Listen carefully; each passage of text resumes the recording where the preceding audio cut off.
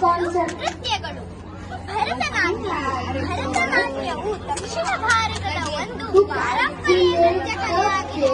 ಭರತಮುನಿಯಿಂದ ರಚಿಸಲ್ಪಟ್ಟ ನೃತ್ಯಶಾಸ್ತ್ರ ಕೃತಿಯಲ್ಲಿ ಇದರ ಮೊದಲ ಉಲ್ಲೇಖವಿರುವುದರಿಂದ ಈ ನೃತ್ಯವನ್ನು ಭರತನಾಟ್ಯ ಎಂದು ಕರೆಯುವರು.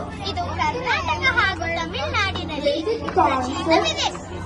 ಯಕ್ಷಗಾನ ನೃತ್ಯ, ಹಾಡುಗಾರಿಕೆ ಹಾಗೂ ಮಾತುಗಾರಿಕೆ ವೇಷಭೂಷಣಗಳನ್ನೆಲ್ಲ ಒಳಗೊಂಡು ಒಂದು ಸ್ವತಂತ್ರವಾದ ಶಾಸ್ತ್ರೀಯ ಕಲೆ. ಯಕ್ಷಗಾನದಲ್ಲಿ ಯಾವುದಾದರೂ ಕಥಾನಕವನ್ನು ಆರಿಸಿಕೊಂಡು ಅದನ್ನು ಜನರ ಮುಂದೆ ಅಭಿನಯ ಹಾಗೂ ನೃತ್ಯಗಳೊಂದಿಗೆ ಅಭಿನಯಿಸುತ್ತಾರೆ. ವೀರಗಾಸೆ.